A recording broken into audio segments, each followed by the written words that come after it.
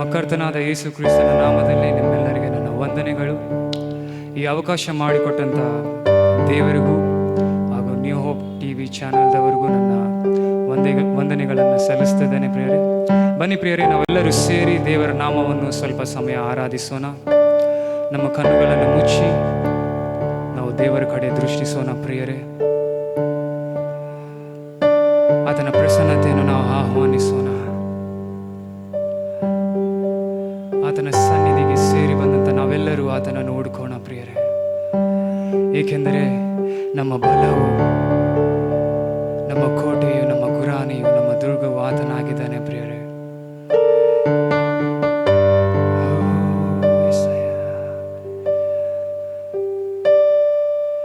ಬಲವೆಲ್ಲ ನೀನೇ ಅಯ್ಯ,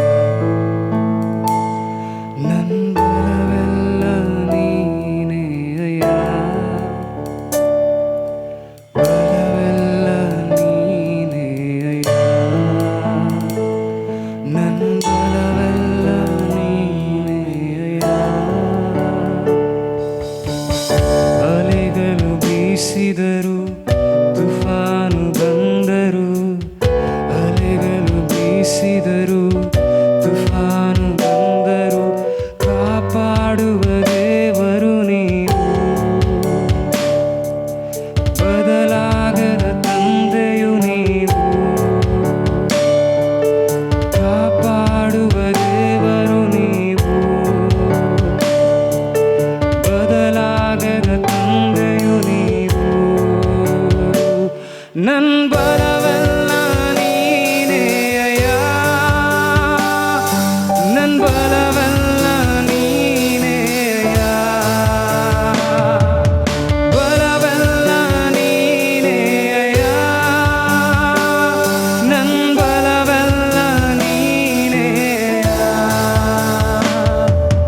ಬಲವೆಲ್ಲ ನೀನೇ ಅಯ್ಯ, ನನ್ನ ಬಲವೆಲ್ಲ ನೀನೇ ಅಯ್ಯ,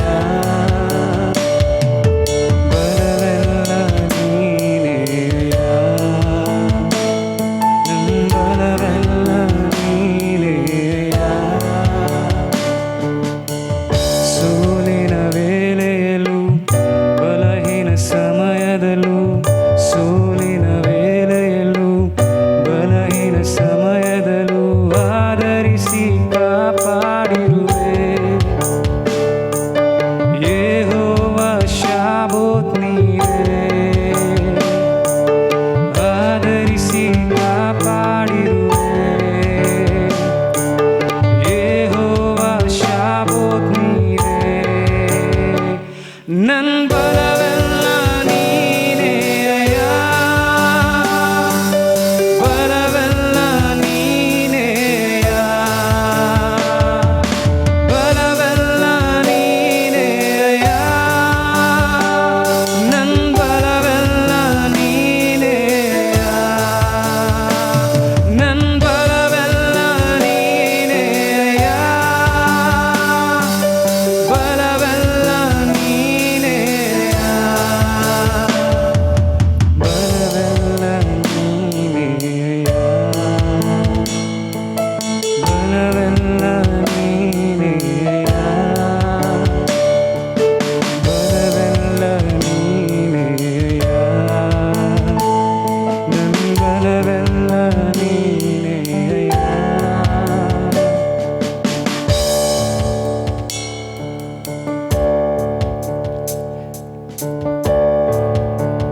ಯೆಹೋವ ಶಾಬೋತ್, ಇದರ ಅರ್ಥ ಸೇನಾಧೀಶ್ವರನಾದ ಯೆಹೋವನೆಂಬುದಾಗಿ.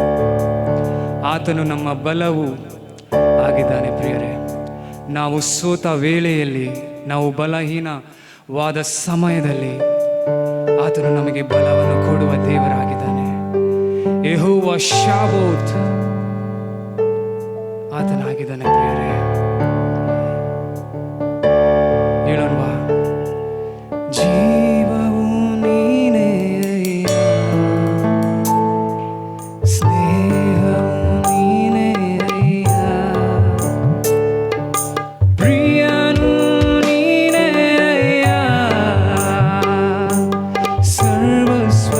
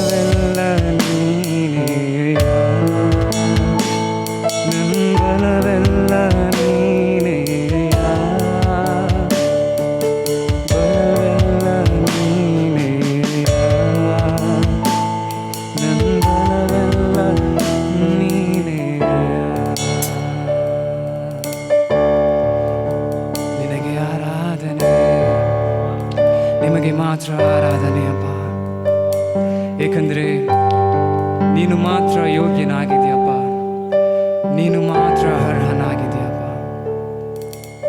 ನಿನ್ನ ಸನ್ನಿಧಿಗೆ ನಾವು ಸೇರಿ ಬರ್ತಾ ಇದ್ದೇವೆ, ಕೇವಲ ನಿನ್ನ ನಾಮ ಮಾತ್ರ ಮಹಿಮೆ ಪಡಿಸಲಿಕ್ಕೆ ಕರ್ತನೆ.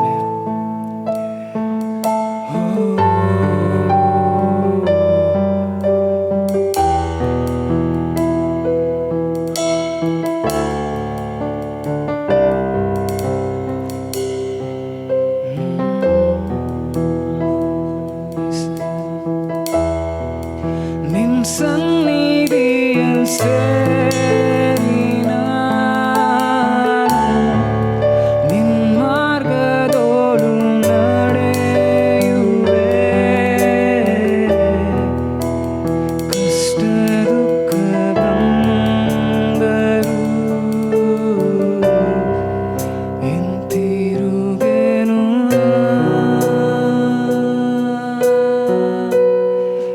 ನಿನ್ ಸನ್ನಿಧಿಯಲ್ಲಿ ಸೇರಿ ನಾನು ನಿನ್ ಮಾರ್ಗದೋಳು ನಡೆಯುವೆ.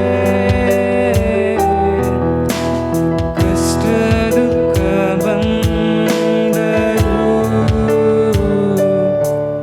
ಹಿಂತಿರುಗೆನು.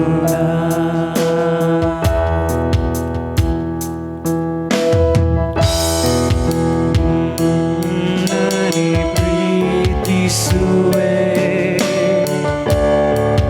ನಾನಿನ್ನನೆ ಪ್ರೀತಿಸುವೆ,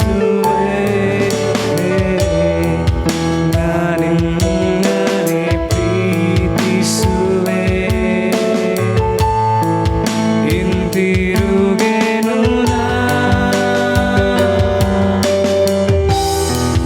ನಿನ್ ಸನ್ನಿಧಿಯಲ್ಲಿ ಸೇರಿ ನಿನ್ ಮಾರ್ಗದೋಳು ನಡೆಯುವೆ. ಕಷ್ಟ ದುಃಖ ಬಂದರು ಹಿಂತಿರುಗೆನು.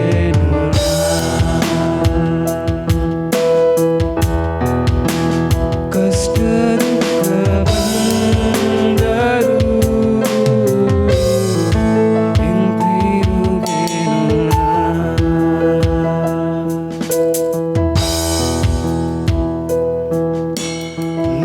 ನಿನ್ನಿಂದಲೇ ಎಲ್ಲ ಸಾಧ್ಯವಯ್ಯ, ಮಾತೊಂದೇ ಸಾಕುವಯ್ಯ.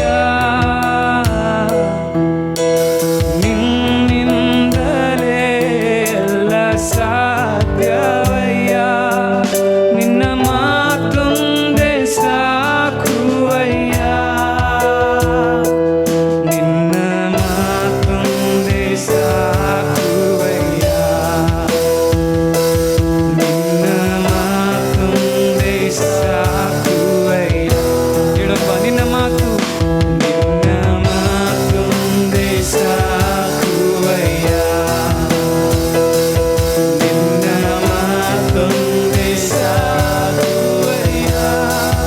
ಅಪ್ಪ ನಿನ್ನ ಮಾತೊಂದೇ ಸಾಕುವಯ್ಯ, ನಿನ್ನ ಮಾತೊಂದೇ ಸಾಕುವಯ್ಯ. ನಾವು ಸತ್ಯವೇದದಲ್ಲಿ ನೋಡ್ತೇವೆ, ದೇವರು ಆತನ ಮಾತಿನಿಂದ ಈ ಸೃಷ್ಟಿಯನ್ನೆಲ್ಲ ಸೃಷ್ಟಿಸಿದ್ನು ಪ್ರಿಯರೇ. ಆತನು ಮಾತನಾಡಿದರೆ ಸಾಕು,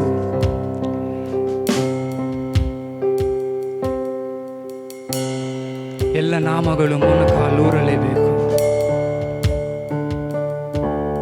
ಎಲ್ಲ ನಾಮವು ತಲೆ ಬಾಗಲೇಬೇಕು. ಏಕೆಂದರೆ ಎಲ್ಲ ನಾಮಕ್ಕಿಂತಲೂ ಮೇಲಾದ ನಾಮ, ದೊಡ್ಡ ನಾಮ, ಅದು ಯೇಸುವಿನ ನಾಮ ಮಾತ್ರ ಪ್ರಿಯರೇ.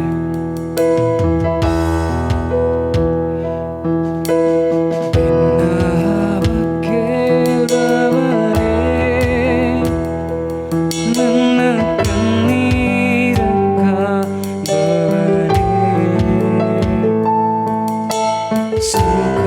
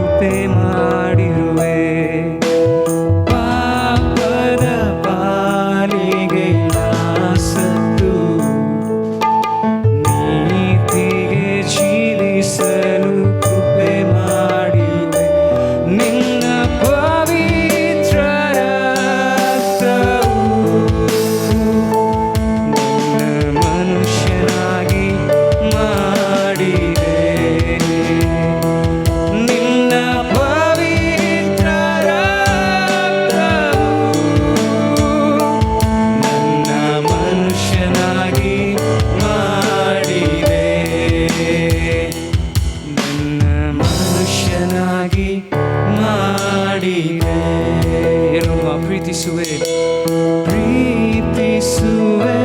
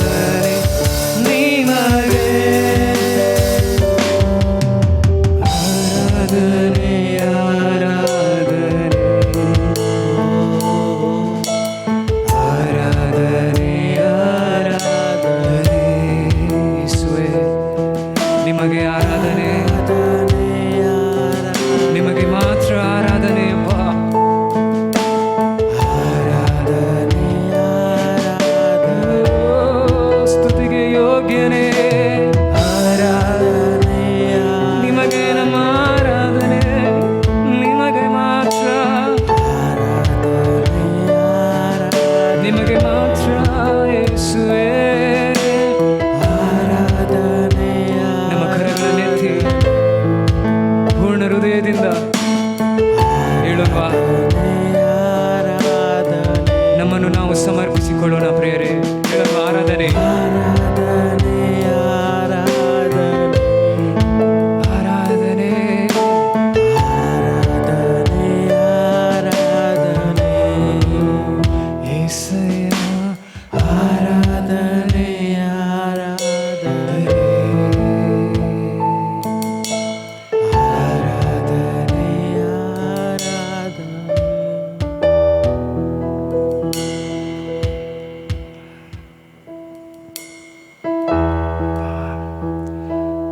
ಪರಲೋಕದಲ್ಲಾಗಲು ಭೂಲೋಕದಲ್ಲಾಗಲು ನಿನ್ನ ನಾಮ ಮಾತ್ರ ಮಹಿಮೆ ಹೊಂದಬೇಕು. ಈ ಆರಾಧನೆಯನ್ನು ನಿಮ್ಮ ಕರಗಳಲ್ಲಿ ಒಪ್ಪಿಸಿಕೊಡ್ತಾ ಇದ್ದಾನೆಪ್ಪ. ನಮ್ಮನ್ನು ನಾವು ತಗ್ಗಿಸ್ಕೊಳ್ತೇವೆ, ನಿಮ್ಮ ನಾಮವನ್ನು ನಾವು ಹೆಚ್ಚಿಸ್ತೇವೆ. ಯೇಸು ಕ್ರಿಸ್ತನ ಪವಿತ್ರವಾದ ನಾಮದಲ್ಲಿ ಬೇಡಿ ಪಡೆದುಕೊಂಡಿದ್ದೇನೆ ತಂದೆಯಾದ ದೇವರೇ. Amen, amen, amen. Hallelujah, Hallelujah. I greet you all in the matchless name of Jesus Christ. ನಾನೆಲ್ಲರನ್ನು ಕೂಡ ಯೇಸು ಕ್ರಿಸ್ತನ ಮಹಿಮೆಯುಳ್ಳ ನಾಮಕ್ಕೆ ವಂದಿಸ್ತೇನೆ. We had a wonderful time of worship till now. ನಾವು ಇಷ್ಟೊತ್ತು ಕೂಡ ಸಂತೋಷವಾದ ಆನಂದವಾದ ಒಂದು ಆರಾಧನೆಯಲ್ಲಿ ಹೋಗಿದೆವು. So let's directly get into the word of God now. ನಾವೀಗ ನೇರವಾಗಿ ದೇವರ ವಾಕ್ಯಕ್ಕೆ Let's ಹೋಗುವವರಾಗಿರೋಣ. turn our Bibles to Mark chapter 4, ನಾವೆಲ್ಲರೂ ಕೂಡ ನಮ್ಮ ಸತ್ಯವೇದವನ್ನು ಮಾರ್ಕನು ಬರೆದ ಸುವಾರ್ತೆ 4ನೇ ಅಧ್ಯಾಯವನ್ನು ನೋಡುವವರಾಗಿರೋಣ. verses 35 to 41. ವಚನ 35ರಿಂದ 41ರವರೆಗೆ. We see Jesus and his disciples living to a shore from one place to another place. ನಾವು ನೋಡ್ತೇವೆ ಯೇಸು ಸ್ವಾಮಿ ಮತ್ತು ತನ್ನ ಶಿಷ್ಯಂದರು ಒಂದು ಸ್ಥಳದಿಂದ ಇನ್ನೊಂದು ಸ್ಥಳಕ್ಕೆ ಹೋಗ್ತಾ ಇರುವಂತ ಒಂದು So ದೃಶ್ಯ. Jesus is asking his disciples, "Come, let us go over to the other side of the shore." ನಾವು ನೋಡ್ತಾ ಇದ್ದೇವೆ ಯೇಸು ಸ್ವಾಮಿ ತನ್ನ ಶಿಷ್ಯಂದರನ್ನು ಕೇಳ್ತಾ ಇದ್ದಾನೆ ಒಂದು ಕಡೆಯಿಂದ ನಾವು ಇನ್ನೊಂದು ಕಡೆಗೆ ಹೋಗೋಣ ಎಂಬುದಾಗಿ. So Jesus and his disciples are traveling. ಅಲ್ಲಿ ನೋಡ್ತೇವೆ ಯೇಸು ಸ್ವಾಮಿ ತನ್ನ ಶಿಷ್ಯಂದರು ಅಲ್ಲಿ ಮಾರ್ಗ ಮಧ್ಯದಲ್ಲಿ ಚಲಿಸ್ತಾ ಇದ್ದಾರೆ. So on their journey to another shore, ಅವರು ಇನ್ನೊಂದು ದಡಕ್ಕೆ ಹೋಗುತ್ತಾ ಇರುವಂತ ಮಾರ್ಗದಲ್ಲಿ we see a furious storms coming against this boat. ನಾವು ನೋಡ್ತೇವೆ ಆ ಒಂದು ದೋಣಿಗೆ ದೊಡ್ಡ ಒಂದು ಬಿರುಗಾಳಿ ಬರುವುದನ್ನು. We see in the verse 37, a furious storm came up and the waves broke over the boat so that it was nearly flooded. ನಾವು ನೋಡ್ತೇವೆ 37ನೇ ವಚನದಲ್ಲಿ ಒಂದು ದೊಡ್ಡ ಬಿರುಗಾಳಿ ಬಂದು ಆ ಹಡಗನ್ನು ಆ ಒಂದು ದೋಣಿಯನ್ನು ತಾಕಲು ನೀರು ದೋಣಿ ಒಳಗೆ ಪ್ರವೇಶ ಮಾಡಿತು. Almost water started to fill the boat. ಅಲ್ಲಿ ನೋಡ್ತೇವೆ ಆ ಒಂದು ನೀರು ಆ ಒಂದು ದೋಣಿಯನ್ನು ಮುಳುಗಿಸಲು ಪ್ರಾರಂಭಿಸಿತು. Looking at this situation, the disciples were frightened and they were afraid looking at the water entering into their boats. ಆ ಪರಿಸ್ಥಿತಿಯನ್ನು ನಾವು ನೋಡಬೇಕಾದಾಗ ಅಲ್ಲಿರುವಂತಹ ಎಲ್ಲ ಶಿಷ್ಯಂದರು ಭಯಗರ್ಭಿತರಾಗಿ, ಯಾಕಂದ್ರೆ ನೀರು ಆ ದೋಣಿಯೊಳಗೆ ಬರ್ತಾ ಇದೆ. But we see Jesus is sleeping deep inside there. ನಾವಲ್ಲಿ ನೋಡ್ತೇವೆ ಯೇಸು ಸ್ವಾಮಿ ಗಾಢವಾದ ನಿದ್ರೆಯಲ್ಲಿದ್ದಾನೆ In ಎಂಬುದಾಗಿ. the verse 38 it says, Jesus was in the stern sleeping on a cushion. The disciples woke him up and said to him, "Teacher, don't you care if we drown?" ಅಲ್ಲಿ ನೋಡ್ತೇವೆ 38ನೇ ವಚನದಲ್ಲಿ ಯೇಸು ಸ್ವಾಮಿ ಹಿಂಭಾಗದಲ್ಲಿ ತಲೆದಿಂಬಿನಿಂದ ನಿದ್ದೆ ಮಾಡುತ್ತಾ ಇದ್ದಾನೆ. ಅಲ್ಲಿ ಹೋಗಿ ಅವರು ಎಬ್ಬಿಸ್ತಾ ಇದ್ದಾರೆ, ದೇವರೇ ನಿದ್ದೆ ಮಾಡ್ತಾ ಇದ್ದೀರಲ್ಲ ಎಂಬುದಾಗಿ. When these disciples approached Jesus, ಆ ಒಂದು ಶಿಷ್ಯರು ಯೇಸು ಸ್ವಾಮಿಯನ್ನು ಎಬ್ಬಿಸಿದಾಗ he got up and he came and he rebuked the storm. ಅಲ್ಲಿ ನೋಡ್ತೇವೆ ಆತನು ಎದ್ದು ಬಂದು ಅಲ್ಲಿದ್ದಂತ ಒಂದು ಬಿರುಗಾಳಿಯನಿಗೆ ಗದರಿಸ್ತಾ ಇದ್ದಾನೆ. And he said to the waves, ಅಲ್ಲಿರುವಂತ ಹಳೆಗಳಿಗೆ ಆತನು ಹೇಳ್ತಾ ಇದ್ದಾನೆ, "Quiet, be still." ಸುಮ್ಮನೆ ಇರು ಎಂಬುದಾಗಿ. When God commanded to those winds, ದೇವರು ಆ ಒಂದು ಹಳೆಗಳಿಗೆ ಆತನು ವಾಗ್ದಾನ ಮಾಡಿದಾಗ it was complete calm in that place. ಆ ಒಂದು ಆತನು ಖಂಡಿಸಿದಾಗ ಅಲ್ಲಿರುವಂತ ಎಲ್ಲದೂ ಕೂಡ ಶಾಂತವಾಯಿತು. So if we come back to the verse 35, ನಾವು 35ನೇ ವಚನಕ್ಕೆ ಹಿಂತಿರುಗಿ ಬಂದಾಗ we see Jesus promising his disciples that let's go over to the other shore. ಅಲ್ಲಿ ನೋಡ್ತೇವೆ ಯೇಸು ಸ್ವಾಮಿ ತನ್ನ ಶಿಷ್ಯಂದರಿಗೆ ಆತನು ಒಂದು ವಾಗ್ದಾನ ಮಾಡ್ತಾ ಇದ್ದಾನೆ, ನಾವು ಇನ್ನೊಂದು ದಡಕ್ಕೆ ಹೋಗೋಣ So ಎಂಬುದಾಗಿ. today the title for my sermon is God's promise and his miracle. ಈ ದಿನದ ಸಂದೇಶದ ಒಂದು ನನ್ನ ಅಂಶವೇನೆಂದರೆ ಕರ್ತನ ವಾಗ್ದಾನ ಮತ್ತು ಆತನ ಅದ್ಭುತಗಳು. Before we go and reach the destiny, he sends his promise and he prepares a way for us. ನಾವು ಆ ಒಂದು ದಡಕ್ಕೆ ಹೋಗಿ ಸೇರುವುದಕ್ಕಿಂತ ಮುಂಚೆ ಆತನ ವಾಗ್ದಾನವು ಮತ್ತು ಆತನ ಅದ್ಭುತಗಳು ನಮ್ಮ ಮುಂದೆಯಾಗಿ ಆತನು ಕಳಿಸ್ತಾನೆ. Amen. Amen. That is what Jesus is doing here. ಅದನ್ನೇ ಯೇಸು ಸ್ವಾಮಿ ಕೂಡ ಇಲ್ಲಿ ಮಾಡ್ತಾ ಇದ್ದಾನೆ. Jesus is telling to his disciples that let us go over to the other side of the shore. ಯೇಸು ಸ್ವಾಮಿ ತನ್ನ ಶಿಷ್ಯರಿಗೆ ಹೇಳ್ತಾ ಇದ್ದಾನೆ, ನಾವು ಇನ್ನೊಂದು ದಡಕ್ಕೆ ಹೋಗೋಣ He is ಎಂಬುದಾಗಿ. confidently telling that we are going to reach that place. ಆತನು ನಿಶ್ಚಯವಾಗಿ ಹೇಳ್ತಾ ಇದ್ದಾನೆ, ನಾವು ಆ ಒಂದು ದಡ ಸೇರ್ತಾ ಇದ್ದೇವೆ ಎಂಬುದಾಗಿ. Jesus was able to see the future too. ಯೇಸು ಸ್ವಾಮಿಗೆ ಭವಿಷ್ಯತನ್ನು ಕೂಡ ನೋಡಲು ಆತನಿಗೆ ಶಕ್ತಿ ಇದೆ. Because he is same yesterday, today and forever. He is the beginning and he is the end. He knows everything in detail. ಯಾಕೆಂದ್ರೆ ಆತನಿಗೆ ನಿನ್ನೆ ಇವತ್ತಿಂದು ನಾಳೆದು ಕೂಡ ಎಲ್ಲದೂ ಕೂಡ, ಯಾಕಂದ್ರೆ ಆತನು ಪ್ರಾರಂಭವೂ ಆತನೇ ಅಂತ್ಯವೂ ಆತನೇ ಆಗಿದ್ದಾನೆ. Today God has promised so many things over our lives too. ಈ ದಿನ ಕೂಡ ಯೇಸು ಸ್ವಾಮಿ ದೇವರು ನಮ್ಮ ಜೀವಿತಗಳಲ್ಲಿ ಬಹಳಷ್ಟು ವಾಗ್ದಾನಗಳನ್ನು ಮಾಡಿರಬಹುದು. But same situations even we may have facing in our lives, like these disciples are facing in the middle of the storm. ಇಲ್ಲಿರುವಂತ ಅವರು ಹಾದು ಹೋಗ್ತಿರುವಂತ ಪರಿಸ್ಥಿತಿ ನಾವು ಕೂಡ ಹಾದು ಹೋಗ್ತಾ ಇರಬಹುದು.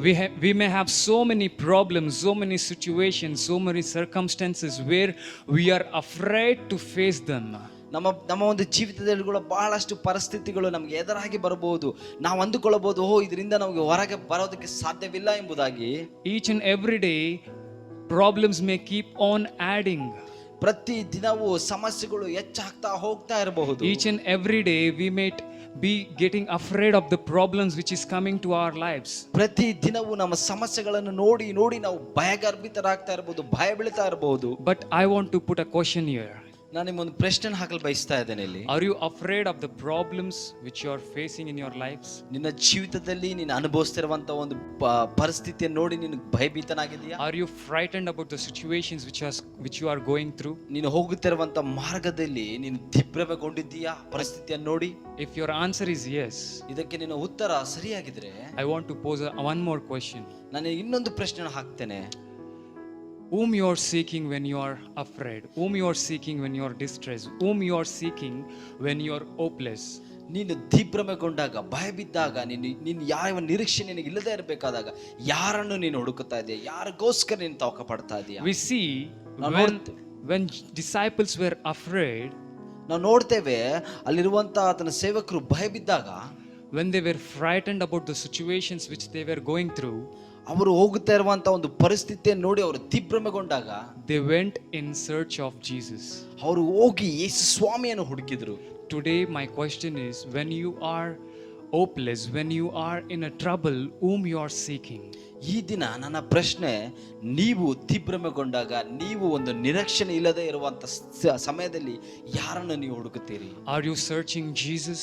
ನೀನು ಯೇಸು ಸ್ವಾಮಿಯನ್ನು ಹುಡುಕುತ್ತಾ ಇದೀಯಾ? Are you searching people for the solution? ನೀನು ಇಲ್ಲಾಂದ್ರೆ ಜನರನ್ನು ಹುಡುಕುತ್ತಾ ಇದೀಯಾ? Examine yourself. ನಿನ್ನನ್ನು ನೀನು ಪರೀಕ್ಷೆ ಮಾಡಿಕೋ. So when disciples went and woke up Jesus, ಆತನ ಒಂದು ಶಿಷ್ಯಂದರು ಹೋಗಿ ಯೇಸು ಸ್ವಾಮಿಯನ್ನು ಎಬ್ಬಿಸಿದ ನಂತರ, so Jesus is coming here and is calming the storms. ಯೇಸು ಸ್ವಾಮಿ ಎದ್ದು ಬಂದು ಆ ಒಂದು ಬಿರುಗಾಳಿಯನ್ನು ಶಾಂತ ಮಾಡಿದನು. So when Jesus completely calmed the storms, ಯೇಸು ಸ್ವಾಮಿ ಸಂಪೂರ್ಣವಾಗಿ ಒಂದು ಬಿರುಗಾಳಿಯನ್ನು ಶಾಂತ ಮಾಡಿದಾಗ, let's read 40th verses. ನಾವು ಮತ್ತೆ 40ನೇ ವಚನವನ್ನು ನೋಡಿಕೊಳ್ಳೋಣ. He said to his disciples, why are you so afraid? Do you still have no faith? ಆತನು ಅವರ ಶಿಷ್ಯಂದರಿಗೆ, ಯಾಕೆ ಧೈರ್ಯಗೆಡುತ್ತೀರಿ? ಇನ್ನೂ ನಿಮಗೆ ನಂಬಿಕೆ ಇಲ್ಲವೇ? When I was meditating on this verse, ಈ ಒಂದು ವಚನವನ್ನು ನಾನು ಧ್ಯಾನಿಸ್ತಾ ಇರಬೇಕಾದಾಗೆ I had a question mark in my mind. ನನ್ನ ಒಂದು ಮನಸ್ಸಿನಲ್ಲಿ ಒಂದು ಪ್ರಶ್ನೆ ಚಿಹ್ನ ಮೂರ್ತು. Why did Jesus was questioning to his disciples this way? ಯಾಕೆ ಯೇಸು ಸ್ವಾಮಿ ತನ್ನ ಶಿಷ್ಯಂದರಿಗೆ ಈ ರೀತಿಯಾಗಿ ಪ್ರಶ್ನೆ ಮಾಡ್ತಾ ಇದ್ದಾನೆ ಎಂಬುದಾಗಿ. Immediately Holy Spirit spoke to me, ತಕ್ಷಣವೇ ಪರಿಶುದ್ಧಾತ್ಮನೊಟ್ಟಿಗೆ ಮಾತನಾಡಿದನು. and he took me to verse 30. ಆತ ನನಗೆ 30ನೇ ವಚನಕ್ಕೆ ತೆಗೆದುಕೊಂಡು ಹೋದನು. So before Jesus and his disciples made a journey, ಮುಂಚೆ ಯೇಸು ಸ್ವಾಮಿ ಮತ್ತು ತನ್ನ ಶಿಷ್ಯಂದರು ಅವರು ಸಾಗುವುದಕ್ಕಿಂತ ಮುಂಚೆ Jesus is preparing his disciples in faith. ಯೇಸು ಸ್ವಾಮಿ ತನ್ನ ಶಿಷ್ಯಂದರನ್ನು ಆತನು ನಂಬಿಕೆಯಲ್ಲಿ ಅವರನ್ನು ಸಿದ್ಧ ಮಾಡ್ತಾ ಇದ್ದಾನೆ. He prepared them. If you look into verse 30 to 34, ನಾವು ನೋಡ್ತೇವೆ ಅಧ್ಯಾಯ 34ರಲ್ಲಿ ನಾವು ನೋಡುವುದಾದ್ರೆ, from verse 30 to 34, 30ರಿಂದ 34ರೊಳಗೆ ನೋಡುವುದಾದ್ರೆ, we see Jesus preparing his disciples in faith, ಯೇಸು ಸ್ವಾಮಿ ತನ್ನ ಶಿಷ್ಯಂದರನ್ನು ನಂಬಿಕೆಯಲ್ಲಿ ಆತನು ಸಿದ್ಧಪಡಿಸ್ತಾ ಇದ್ದಾನೆ. so that Jesus was already knowing that they are about to face the storm in the middle of the sea. ಯಾಕೆಂದ್ರೆ ಯೇಸು ಸ್ವಾಮಿಗೆ ಮುಂಚೆನೆ ಗೊತ್ತು ಆ ಒಂದು ಮಾರ್ಗ ಮಧ್ಯದಲ್ಲಿ ಅವರು ದೊಡ್ಡ ಒಂದು ಆಘಾತವನ್ನು ಎದುರುಗೊಳ್ಳುತ್ತಾ ಇದ್ದಾರೆ ಎಂಬುದಾಗಿ. That is why he prepared them and he took them to the journey. ಅದಕ್ಕಾಗಿ ಅವರನ್ನು ಸಿದ್ಧ ಮಾಡಿದನು, ಆತನು ಸಿದ್ಧ ಮಾಡಿ ಸಾಗುವುದಕ್ಕೆ ಅವರನ್ನು ತೆಗೆದುಕೊಂಡು That ಹೋದನು. is the reason Jesus is questioning to his disciples, ಅದೇ ಕಾರಣಕ್ಕಾಗಿ ಯೇಸು ಸ್ವಾಮಿ ತನ್ನ ಶಿಷ್ಯಂದರಿಗೆ ಪ್ರಶ್ನೆಯನ್ನು ಕೇಳ್ತಾ why are ಇದ್ದಾನೆ. you so afraid? ಯಾಕೆ ನೀವು ಧೈರ್ಯಗೆಡುತ್ತಾ ಇದ್ದೀರಾ? Do you still have no faith? ನಿಮಗೆ ಇನ್ನೂ ನಂಬಿಕೆ ಬರಲಿಲ್ಲವೇ? Today we believers, ನಾವು ಕೂಡ ವಿಶ್ವಾಸಿಗಳು, we have faith in Jesus from so long years. ನಾವು ಬಹಳ ಹಿಂದಿನ ವರ್ಷಗಳಿಂದ ಕೂಡ ಯೇಸು ಸ್ವಾಮಿ ಮೇಲೆ ನಂಬಿಕೆ ಇದೆ. But suddenly when some problems come into our lives, ತಕ್ಷಣವೇ ನಮ್ಮ ಜೀವಿತದಲ್ಲಿ ಕೆಲವು ಸಮಸ್ಯೆಗಳು ಬಂದಾಗ we lose our faith, ನಮ್ಮ ನಂಬಿಕೆಯನ್ನು ಕಳೆದುಕೊಳ್ತೇವೆ, we lose our confidence, ನಮಗೆ ಒಂದಿರುವಂತ ಭರವಸೆ ಕಳೆದುಕೊಳ್ತೇವೆ. we even forget the promise which God has given in our lives. ಯೇಸು ಸ್ವಾಮಿ ದೇವರು ನಮ್ಮ ಜೀವಿತದಲ್ಲಿ ಕೊಟ್ಟಂತ ವಾಗ್ದಾನವನ್ನು ಕೂಡ ನಾವು ಮರೆತು Even God is questioning this, ದೇವರು ಕೂಡ ನಮ್ಮನ್ನು ಪ್ರಶ್ನೆ ಮಾಡ್ತಾ ಇದ್ದಾನೆ, why are you so afraid? ಯಾಕೆ ನೀನು ಧೈರ್ಯಗೆಡುತ್ತಾ ಇದೀಯಾ? Do you still have no faith? ನಿನಗೆ ಇನ್ನೂ ನಂಬಿಕೆ ಇಲ್ಲವೇ? Look towards your faith. ನಿನ್ನ ಒಂದು ನಂಬಿಕೆ ಕಡೆ ನೀನು ನೋಡು. I just want to share 2 points from this passage. ಈ ಒಂದು ಅಂಶದಿಂದ ನಾನು ಕೇವಲ 2 ಅಂಶವನ್ನು ನಿಮ್ಗೆ ಹೇಳಲು ಬಯಸ್ತಾ ಇದ್ದೇನೆ. God sends his promise ದೇವರು ತನ್ನ ಒಂದು ವಾಗ್ದಾನವನ್ನು ಕಳಿಸ್ತಾನೆ before you go. ನೀನು ಹೋಗುವುದಕ್ಕಿಂತ ಮುಂಚೆ. God sends his promise before you go. ದೇವರು ತನ್ನ ವಾಗ್ದಾನವನ್ನು ನೀನು ಹೋಗುವುದಕ್ಕಿಂತ ಮುಂಚೆ ಆತನ ಕಳಿಸುವಾತನಾಗಿದ್ದಾನೆ. No matter whatever the situations you face, no matter whatever the circumstances may come, no problem to worry, nothing to worry. God promised he will take you. ಇದರ ಅರ್ಥ ನೀನು ಯಾವುದಕ್ಕೂ ಕೂಡ ಕರಗೋದು ಬೇಡ. ಯಾವ ಪರಿಸ್ಥಿತಿಯಲ್ಲಿ ನೀನು ಹಾದು ಹೋಗ್ತಾ ಇದೆಯೋ, ಎಂತ ಪರಿಸ್ಥಿತಿ ನೀನು ಅನುಭವಿಸ್ತಾ ಇದೆಯೋ, ಇದು ಯಾವುದು ಕೂಡ ವಿಷಯ ಬೇಡ. ಯಾಕಂದ್ರೆ ಕರ್ತನು ಎಲ್ಲವನ್ನು ಆತನ ಹಿಡಿತದಲ್ಲಿ ಇಟ್ಟುಕೊಂಡಿದ್ದಾನೆ. Second thing, ಎರಡನೇ ಸಂಗತಿ, God's word comes with 3 things. ದೇವರ ವಾಕ್ಯ 3 ಅಂಶಗಳಿಂದ 3 ಸಂಗತಿಗಳಿಂದ ಉಂಟಾಗುವಂತದ್ದಾಗಿರ್ತದೆ. First thing is promise. ಮೊದಲನೇ ಅಂಶ ಒಂದು ವಾಗ್ದಾನ. Second thing is presence. ಎರಡನೇ ಅಂಶ ಆತನ ಪ್ರಸನ್ನತೆ. And third thing is protection. ಮೂರನೇ ಅಂಶ ಆತನ ಸಂರಕ್ಷಣೆ. God promises. ದೇವರ ವಾಗ್ದಾನ, His presence will lead us. ಆತನ ಪ್ರಸನ್ನತೆ ನಮ್ಮನ್ನು ನಡೆಸ್ತದೆ. And also his protection will be with us. ಆತನ ಸಂರಕ್ಷಣೆ ಕೂಡ ನಮ್ಮ ಜೊತೆಯಲ್ಲೇ ಇರ್ತದೆ. No matter what you face in your life, ನಿನ್ನ ಜೀವಿತದಲ್ಲಿ ನೀನು ಏನು ಅನುಭವಿಸ್ತಾ ಇದ್ದಾலும் ಮುಖ್ಯವಲ್ಲ. don't forget to seek God. ದೇವರನ್ನು ಹುಡುಕುವುದು ಮಾತ್ರ ಮರೆತು ಹೋಗಬೇಡ. Because ಯಾಕಂದ್ರೆ when you seek God, ನೀನು ಯೇಸು ಸ್ವಾಮಿ ದೇವರನ್ನು ಹುಡುಕುವಾಗ he will make you to remember his promise. ಆತನಿಗೆ ಆತನ ವಾಗ್ದಾನವನ್ನು ನೀನು ಜ್ಞಾಪಕ ಮಾಡಿಕೊಡ್ತೀಯ. Then his presence will go with you. ಆಗ ಆತನ ಪ್ರಸನ್ನತೆ ನಿನ್ನ ಮುಂದೆ ಹೋಗ್ತದೆ. Then his protection will also be with you. ಆತನ ಸಂರಕ್ಷಣೆ ಕೂಡ ಯಾವಾಗಲೂ ನಿನ್ನ ಜೊತೆ ಇರ್ತದೆ. And also ಮತ್ತು ಕೂಡ your faith will increase. ನಿನ್ನ ನಂಬಿಕೆ ಕೂಡ ಹೆಚ್ಚಾಗಿ ಹೋಗ್ತದೆ. And then you will not worry about the situations in your life. ನಿನ್ನ ಜೀವಿತದಲ್ಲಿ ಇರುವಂತ ಪರಿಸ್ಥಿತಿಯ ಬಗ್ಗೆ ಯಾವ ರೀತಿಯಲ್ಲಿ ಕೂಡ ನೀನು ಕೊರಗುವುದಿಲ್ಲ. Amen. Amen. Let's close our eyes and let's pray. ನಮ್ಮ ಕಣ್ಣುಗಳನ್ನು ಮುಚ್ಚಿಕೊಂಡು ನಾವು ಪ್ರಾರ್ಥನೆ ಮಾಡುವ. Lord, thank you for your wonderful presence, O Lord Jesus. ಕರ್ತನೇ, ನಿನ್ನ ಒಳ್ಳೆ ಪ್ರಸನ್ನತೆಗಾಗಿ, ಸುಂದರವಾದ ಪ್ರಸನ್ನತೆಗಾಗಿ ವಂದನೆಗಳು. Thank you for speaking with us through your word. ನಿನ್ನ ವಾಕ್ಯದ ಮುಖಾಂತರ ಮಟ್ಟಿಗೆ ಮಾತನಾಡೋದಕ್ಕಾಗಿ ಸ್ತೋತ್ರ. Lord, thank you for your promises. ನಿನ್ನ ಒಂದು ವಾಗ್ದಾನಕ್ಕಾಗಿ ನಿನಗೆ ವಂದನೆಗಳು. Thank you for your presence and your protection over our ನಿನ್ನ lives, O Lord ಪ್ರಸನ್ನತೆ Jesus. ಮತ್ತು ನಿನ್ನ ಸಂರಕ್ಷಣೆಗಾಗಿ ನಿನಗೆ ವಂದನೆಗಳನ್ನು ಸಲ್ಲಿಸುತ್ತೇನೆ Lord, ನಮ್ಮ ಜೀವಿತದಲ್ಲಿ. year after we pray and we confess that we will seek you no matter whatever we face in our lives, O Lord Jesus. ಕರ್ತನೆ, ನಾವು ಈಗಿನಿಂದಲೇ ನಮ್ಮ ಜೀವಿತದಲ್ಲಿ ನಾವು ಪ್ರಣಾಳಿಕೆ ನಾವು ಪ್ರಾರ್ಥಿಸ್ತೇವೆ ದೇವರೇ, ನಾವು ನಿರ್ಧಾರ ಮಾಡ್ತೇವೆ, ಕೇವಲ ನಿನ್ನನ್ನು ಮಾತ್ರ ನಾವು ನೋಡ್ತೇವೆ ಕಷ್ಟದ ಪರಿಸ್ಥಿತಿಯಲ್ಲಿ ಎಂಬುದಾಗಿ. Lord, in times of trouble you are our answers, O Lord Jesus. ಅಪ್ಪ, ನಮ್ಮ ಕಷ್ಟದ ಪರಿಸ್ಥಿತಿಯಲ್ಲಿ ನೀನೇ ನಮಗೆ ಉತ್ತರವಾಗಿದೆಯಾ ಕರ್ತನೆ. We give you all the glory and honor. ಎಲ್ಲ ಘನತೆ ಮಾನ ಮಹಿಮೆ ನಿಮಗೆ ಸಮರ್ಪಿಸಿಕೊಡ್ತಾ In Jesus' name we pray. ಯೇಸುವಿನ ನಾಮದಲ್ಲಿ ಪ್ರಾರ್ಥಿಸ್ತೇವೆ. Amen. Amen. God bless you all. ಕರ್ತನೆ ನಿಮ್ಮನ್ನು ಆಶೀರ್ವದಿಸಲಿ.